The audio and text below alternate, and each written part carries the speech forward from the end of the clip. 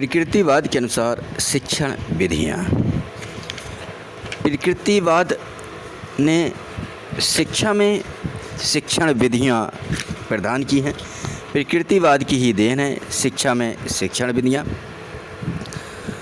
वह आध्यात्मिक सत्ता का खंडन करते हैं और प्रकृति को सत्ता का केंद्र बिंदु मानते हैं। प्रकृतिवादी पहले शिक्षा के उद्देश्यों का निर्माण करना चाहते हैं और मनोवैज्ञानिक पहलू को वो प्रमुखता देते हैं। नवीन उपयोगी विधियों को आधार बनाना चाहते हैं। इसमें जीन जैक्स रूसो और हर्बर्ट स्पेंसर ने जो शिक्षण विधियां हैं उन विधियों में बहुत उपयोगी कार्य किए। जीन जैक्स रूसो का पहला नारा था कि प्रकृति की ओर लौटो। वह पुस्तकीय ज्ञान के विरोधी हैं, पाठ्य पुस्तक विधि को उचित नहीं मानते। वह कहते हैं कि बालक को स्व अनुभव करके ही सिखाया जाना चाहिए। रूसो ज्ञानेंद्रियों को ज्ञान का द्वार मानते हैं। रूसो बालकों को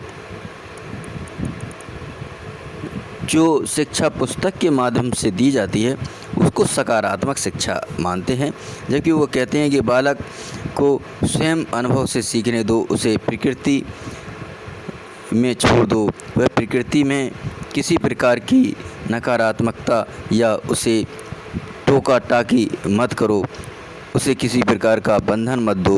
वह बिना बंधन के अपनी शिक्षा प्राप्त करेगा। इसके बाद हार्वर्ड स्पेंसर महोदय ने शिक्षा व्यवस्था में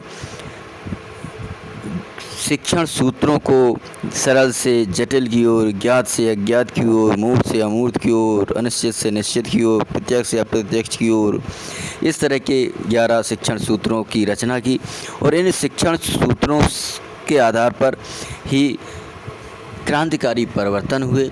शिक्षण कैसे दिया जाए इसकी बात होने लगी। इस संबंध में बालकों को वह खेल में प्रशिक्षित करना चाहते हैं। इसलिए खेल विधि, किंडरगार्टन, डाल्टन, यह विधियां प्रमुख हैं। इन विधियों को ही प्रकृतिवादी स्वीकार करते हैं।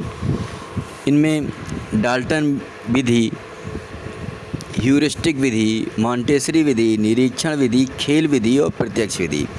इसमें से प्रत्यक्ष विधि हम आपको बता चुके हैं, निरीक्षण विधि भी आपको बता दी है, खेल विधि फ्रावेल की है, मॉन्टेसरी विधि मीडिया मॉन्टेसरी संबंधित है, डाल्टन विधि पार्कहर्स्ट की है और ह्यूरिस्टिक विधि